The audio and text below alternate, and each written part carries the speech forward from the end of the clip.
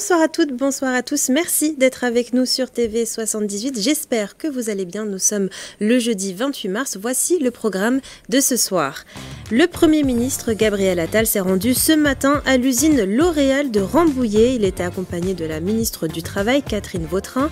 Un déplacement qui s'inscrit dans le cadre des annonces faites hier soir sur le travail. On fait le point en début d'émission.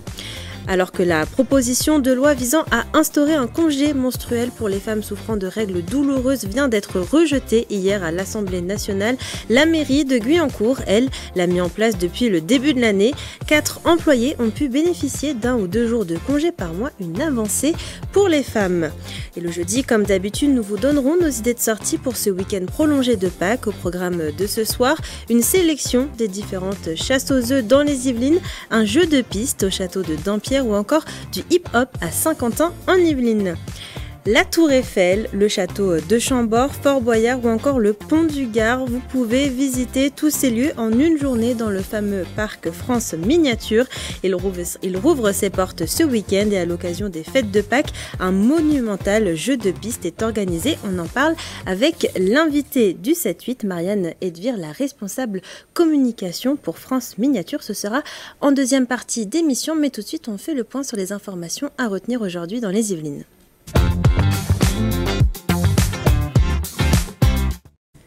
Et c'est avec vous, Gabriel Gontier, bonsoir. Bonsoir Mathilde. On commence avec le déplacement de Gabriel Attal ce matin dans les Yvelines. Oui, vous l'avez dit, le Premier ministre s'est rendu à l'usine L'Oréal de Rambouillet suite au séminaire du gouvernement sur le travail. Accompagné de la ministre du Travail, Catherine Vautrin, il est venu défendre les annonces qu'il a faites hier sur le plateau de TF1 concernant l'assurance chômage. On l'écoute. Moi, ce que je dis, c'est qu'on doit toujours chercher à avoir un modèle social tourné vers l'activité, incitatif pour l'activité. Évidemment on peut se retrouver avec un coup de dur, des difficultés dans la vie, un genou à terre, et que c'est non seulement normal, mais c'est une chance qu'en France, il y ait un modèle de solidarité qui permette de vous accompagner dans ces difficultés.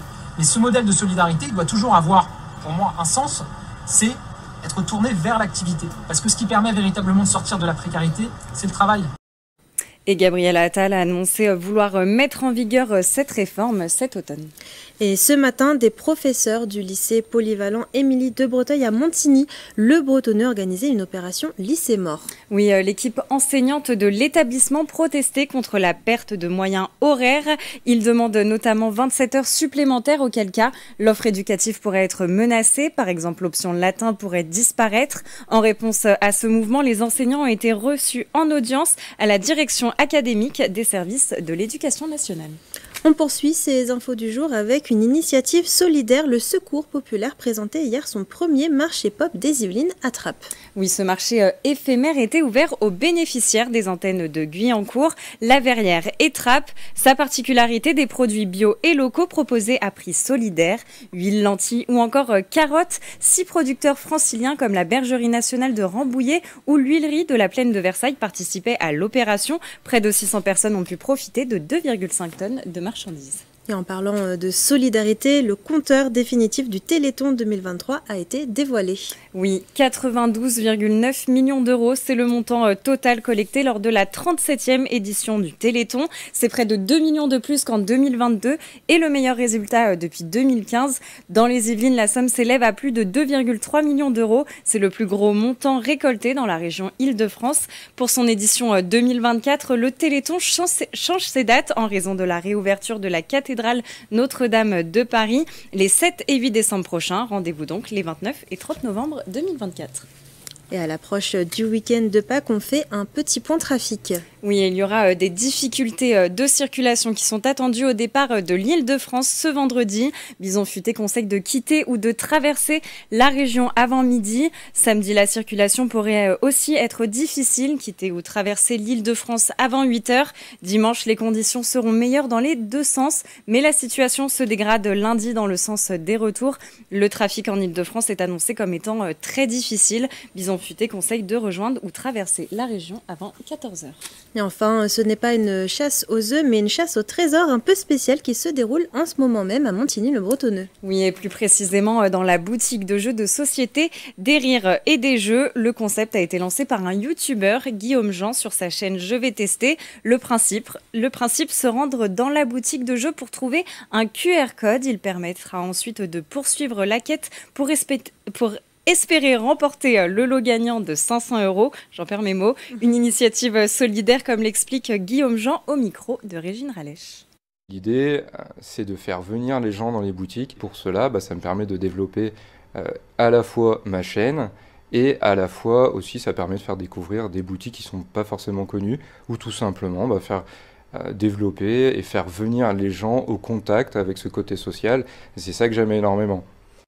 Et le concours Mathilde se terminera le 31 mars et la remise du prix aura lieu le 6 avril après un tirage au sort. Eh bien, merci beaucoup Gabriel Gontier pour toutes ces informations. Aujourd'hui, c'est également la journée mondiale de lutte contre l'endométriose. À cette occasion, la rédaction de TV78 souhaitait vous partager une initiative importante pour les femmes. Depuis le début de l'année, la commune de Guyancourt a instauré un congé menstruel pour ses agentes souffrant de règles douloureuses ou d'endométriose. Pour le moment, 4 employés ont pu bénéficier de ce congé. Les explications avec Julien Leroy. Élodie Vélia travaille pour la commune de Guyancourt depuis 10 ans. Elle est atteinte d'endométriose. Cette maladie se caractérise par le développement de tissus semblables à la muqueuse utérine en dehors de l'utérus. L'inflammation peut entraîner des douleurs aiguës dans le bassin et aucun remède n'existe à ce jour. La jeune femme de 35 ans, comme ses autres collègues de la mairie, savent qu'elles pourront désormais bénéficier d'un congé menstruel. Pour Élodie, c'est une avancée pour les droits des femmes. Tout le monde ne travaille pas juste derrière un bureau. Il y a des personnes qui sont en lien directement avec le public, qui sont avec les enfants. Je pense aux animateurs, aux ATSEM, à celles qui sont dans les crèches. On est directement avec les enfants. Il faut être apte à pouvoir s'en occuper alors qu'on n'est pas bien. On n'arrive même pas à s'occuper de nous-mêmes. Donc c'est difficile de s'occuper des autres. Depuis le 1er janvier dernier, la ville de Guyancourt a instauré un congé menstruel pour ses agentes en cas de règles douloureuses ou d'endométriose. 1 à 2 jours par mois, sans délai de carence, peuvent être pris en cas de trouble ou pour aller à un rendez-vous médical concernant la pathologie. Selon les postes, du télétravail peut aussi être proposé. Une autorisation d'absence sous réserve de la présentation 1 fois par an d'un certificat médical du gynécologue ou du médecin traitant. Au bout de 3 mois, on a un petit recul, puisque on sait maintenant que 4 agentes ont pu bénéficier de ces jours de congé menstruel pour un total de 9 jours. Je suis particulièrement fier de cette mesure, parce que je crois totalement à l'effort que nous devons faire, nous, collectivités. Et le fait de l'amener, ça va du coup casser le tabou. En fait, les règles, c'est quelque chose dont on parle entre nous et qu'on vit après, qu'on vit de façon finalement solitaire. Un combat encore loin d'être gagné au niveau national. Une proposition de loi sur le congé menstruel a été rejetée mercredi en commission des affaires sociales à l'Assemblée nationale. Le texte prévoyait jusqu'à 13 jours d'arrêt maladie par an en cas de menstruation incapacitante, payée par la sécurité sociale. Un vent nouveau souffle du côté du château de Breteuil. Les personnages de cire qui font vivre les pièces du château depuis les années 70 sont retournés dans les ateliers du musée Grévin. Ils se sont offerts un petit lifting. Après 6 mois de travail, les voilà de retour au château. Gabriel Gontier et Régine Ralèche. Sur ces visages, on peut lire un regard amoureux, une pointe de jalousie, une situation qui amuse. Une nouvelle vie commence pour les personnages en cire du château de Breteuil, fraîchement sorti des ateliers du musée Grévin. C'était le maître d'hôtel, qui a tout autre mine quand même qu'il y a 6 mois. Il a considérablement changé. Au total, c'est une trentaine de personnages qui ont été créés et restaurés par les équipes du musée Grévin. Une remise en forme considérable, chaque construction nécessite en moyenne 6 mois de travail. Il y a une étape de moulage. Dans le moule du visage, on coule la cire. Ensuite, le visage en cire est maquillé à la peinture à l'huile. Les cheveux sont implantés. Les yeux, le regard, si fascinants, sont des prothèses oculaires. Et puis les vêtements aussi, avec des recherches précises des tenues d'époque. Faire vivre les pièces du château grâce à des statues de cire, c'était l'idée du marquis de Breteuil et de sa femme. Dans les années 1970, ils se sont tournés vers les équipes du musée Grévin pour reconstituer les personnages qui ont un temps marqué l'histoire du château. Au fond, ce qui est frappant, c'est que les enfants, quand ils sortent du château, eh bien, ils croient vraiment avoir vu et on les abuse pas du tout, d'avoir vu le roi, la reine, le ministre Breteuil. Et souvent, ils nous disent, mais ça c'est vrai pour les parents et les enfants, oh, ben, grâce à vous, nous avons révisé notre histoire de France et même notre histoire de l'Europe. Pour plonger au cœur de ces histoires, le château ouvre ses portes au public tous les jours de 10h à 19h. Et pour les plus curieux, rendez-vous le 5 mai prochain pour une reconstitution historique sur le thème de la Belle Époque. Allez, c'est l'heure d'ouvrir une page loisirs dans votre 7-8.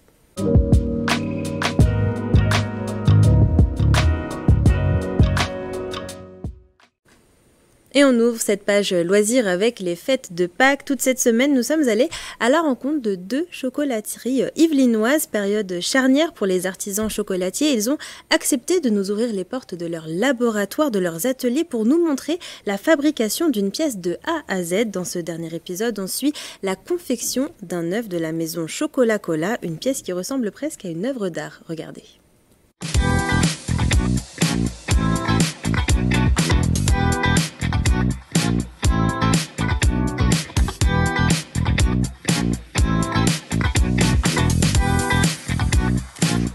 Bonjour Claire. Bonjour. Alors, première étape de la fabrication du chocolat, c'est quoi? Alors d'abord, on va fabriquer en fait les objets.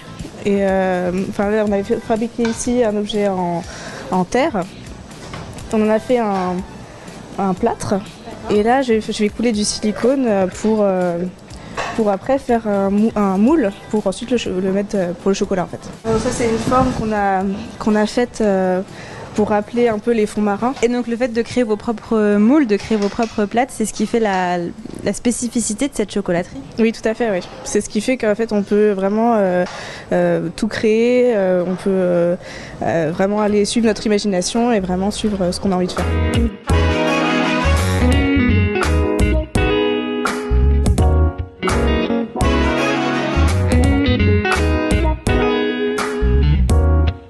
Ici, c'est le moulage des œufs. Jean, est-ce que vous pouvez nous expliquer qu'est-ce que vous faites?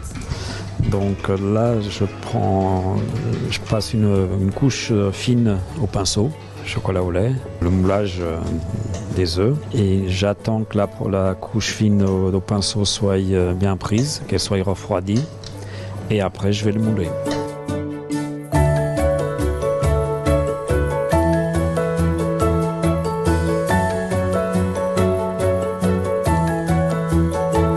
Après le moulage, qu'est-ce qu'on fait? Là, on va ébarber, on va gratter tout ce qui est en trop, de façon après au démoulage, avoir que l'œuf, le demi-œuf qui sera nickel.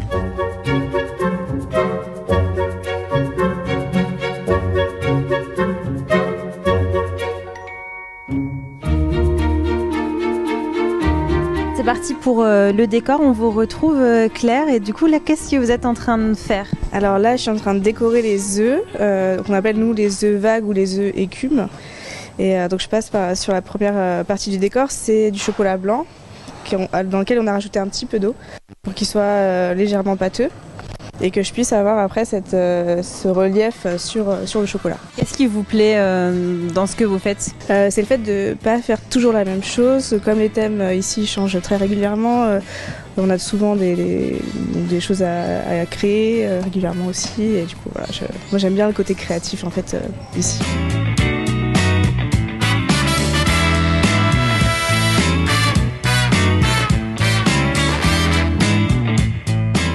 Là, je suis en train de... Donc, je vais peindre les œufs avec un mélange de beurre de cacao qui va venir fondre sur cette crêpière et un mélange avec des poudres alimentaires. Ça ressemble un peu à une palette de peintre. Oui, ça fait un peu comme de la peinture à l'huile du coup. Donc là, je vais venir mettre une couche très liquide, très grasse. Et, c'est pour que ça tienne mieux? Non, ça va être pour en fait avoir un effet beaucoup plus... ça va se fondre en fait, le bleu que je vais venir après rajouter dessus va venir se fondre beaucoup plus facilement. En fait là le travail ça va être d'aller assez vite parce que le beurre de cacao va refroidir assez rapidement. Donc si je veux garder cette texture un peu fluide, il faut que j'aille quand même assez rapidement sur ce que je fais. En tout cas c'est vraiment beau. Hein. Merci.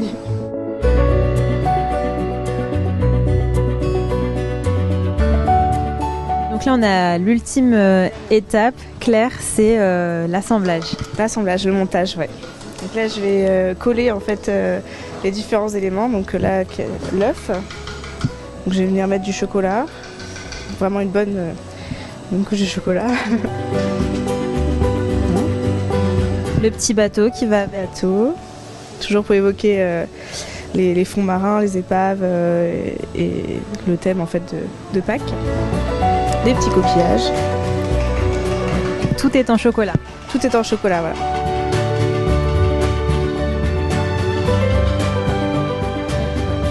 Plus qu'à manger. Voilà, tout à fait.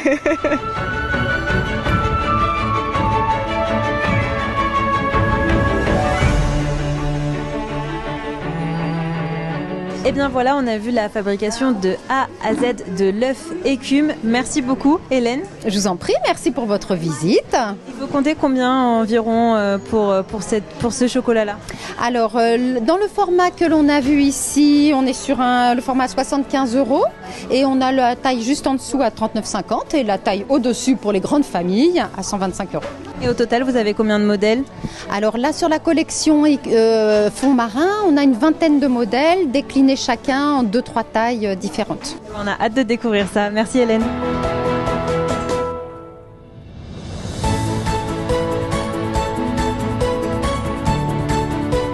Et voilà, vous avez découvert 2 chocolateries dans les Yvelines. Il n'y a plus qu'à faire son choix, Gabrielle. Bonne fête de Pâques. Bonne fête.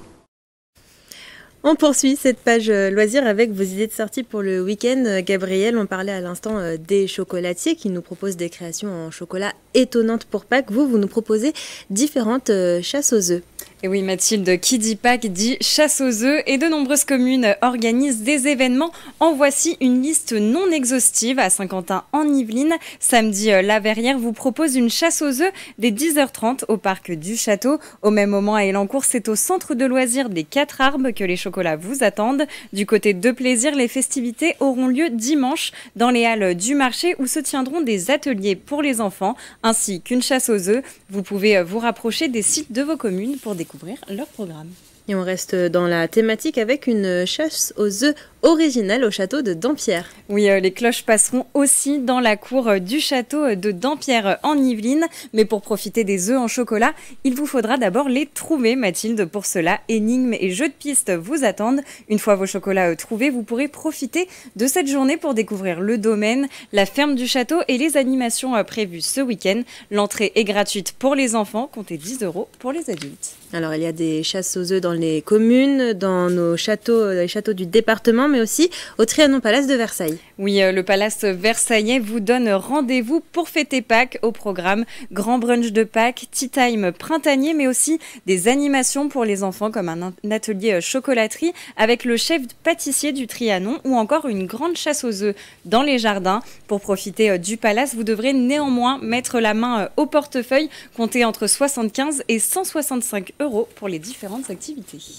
On reste à Versailles, Gabrielle, vous nous parlez à présent d'une exposition au Grand Trianon. Oui, depuis le 19 mars et jusqu'au 23 juin prochain, le Grand Trianon accueille en partenariat avec le Mobilier National une exposition consacrée aux soieries impériales, commandée en 1811 par Napoléon pour remeubler le château. Les 80 km de soieries exposées ont été réalisées par les manufactures lyonnaises pour le château. Très visuelle, l'exposition revient notamment sur les techniques de réalisation de ces soirées historiques. Et enfin, Gabrielle, on termine ce week-end avec un peu de sport et de danse. Oui, après le chocolat, ça fait pas de mal. Dès demain et jusqu'à dimanche, la mission Danse de Saint-Quentin en Yvelines vous propose de participer à un week-end autour du hip-hop.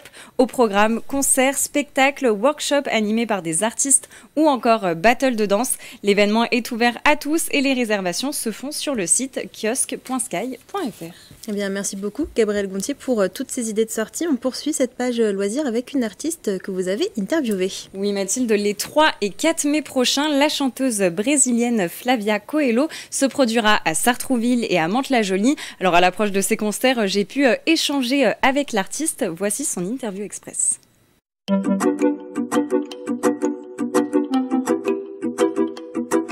C'est un concert de retour sur scène parce que ça faisait 2 ans que je n'avais pas joué avec mon groupe et j'apporte notamment de ce retour des nouvelles chansons et bien évidemment avec des nouveautés pour le public, un nouveau show lumière, des chansons réarrangées et bien sûr des nouveaux titres. une musique assez libre. Malheureusement, il n'y a pas ça écrit dans les magasins. Mais c'est un mélange, bien sûr que c'est un peu de pop parce que je fais de la musique populaire, quoi. Et il y a aussi un peu traditionnel, voilà. C'est un peu compliqué de mettre des noms dans les morceaux aujourd'hui. Déjà, je suis très bien accueillie à chaque fois. La France, c'est quand même le pays qui m'a adoptée, qui a accepté de me donner ce coup de main, en fait. Je m'attaque à un 5e chapitre, ça va être mon 5e album, et notamment mes influences qui sont toujours présentes, qui est la musique traditionnelle brésilienne, bien évidemment.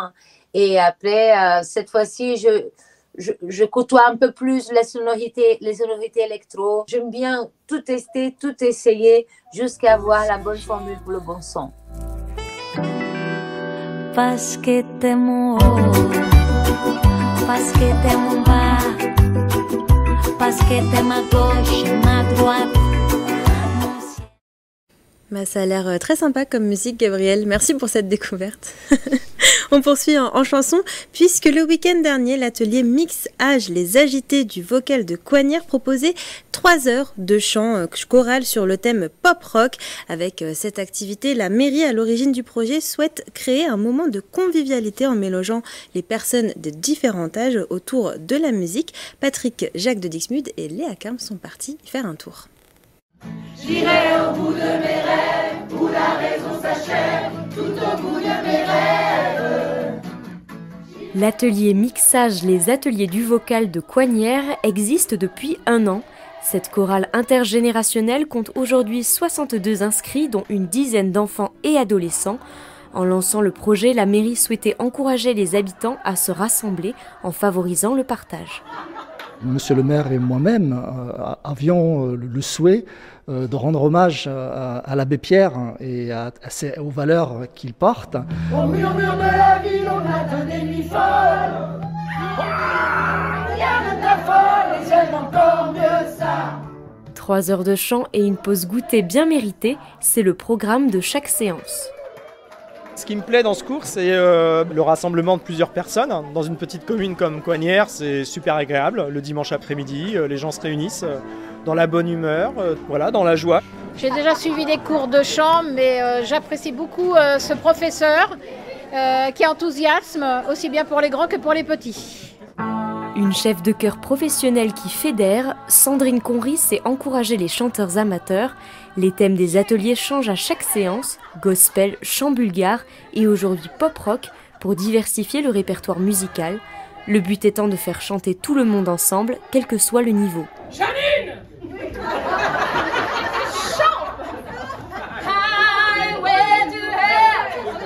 Tout le monde a cet instrument qu'on a tous sur nous, qui coûte pas cher, qui est facile à déplacer. Le but, c'est de faire chanter tout le monde, ceux qui chantent déjà dans des chœurs, ceux qui n'ont jamais chanté, ceux qui ont peur de chanter, ceux qui chantent sous leur douche. La participation au cours est peu onéreuse, 30 € pour 6 ateliers et la gratuité pour les moins de 18 ans. Le prochain rendez-vous de la chorale aura lieu le 21 avril prochain, toujours à l'espace Alphonse Daudet à Coignères. Le thème, chanson française.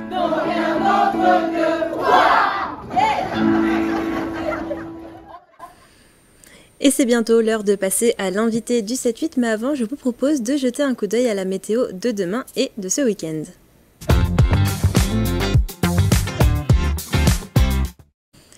Demain matin, le ciel sera toujours bien nuageux dans les Yvelines selon Météo France et côté température, il fera 8 degrés en moyenne dans le département.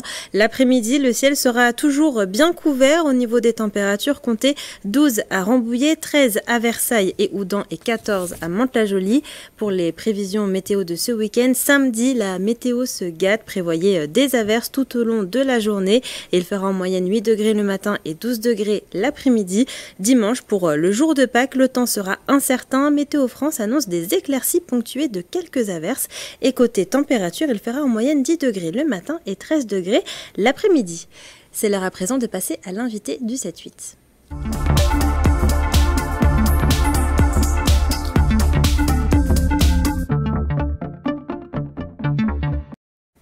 Et ce soir, avec l'invité du 7-8, nous allons parler de la réouverture du parc France Miniature. Marianne Edvire, bonsoir. Bonsoir. Alors, vous êtes responsable de la communication pour le site qui est situé à Elancourt. Ce samedi, le parc rouvre ses portes avec un monumental jeu de piste pour Pâques. À quoi faut-il s'attendre ? Alors pour réouvrir le parc effectivement à l'occasion de Pâques, on a créé un petit jeu de piste qui sera remis à tous nos visiteurs dès samedi, dimanche et lundi. Un petit jeu qui est à pratiquer en famille. Il y a un petit peu de lecture, il y a des petites énigmes, des choses à découvrir dans le parc et puis des œufs factices à observer qu'on a cachés un petit peu partout dans nos monuments. Et à l'issue de ce jeu de piste, on accueille les familles et les enfants pour vérifier avec eux qu'ils ont tout trouvé, puis pour les récompenser avec des petits chocolats. C'est le même jeu de piste que l'année dernière ou il y a des petites nouveautés ? Il a été transformé, il a été modifié.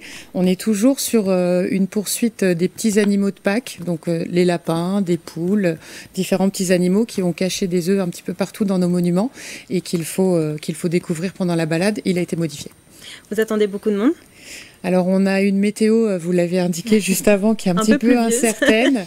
Traditionnellement, le week-end de Pâques, c'est souvent un des premiers week-ends de l'ouverture. On a un petit peu de monde. On sait déjà dans les ventes de billetterie qu'on a déjà au compteur qu'on attend un petit peu de monde. Après, je pense que c'est la météo qui fera beaucoup. On va redémarrer peut-être en douceur, mais en tout cas, on sera là pour nos visiteurs ce week-end. Justement, comment ça se passe si on veut venir pour la chasse aux œufs ? Alors, achat des billets sur place en caisse le matin même ou bien sur le site internet. On a une offre qui est exclusive sur le site internet où les billets enfants sont gratuits si vous les réservez à l'avance.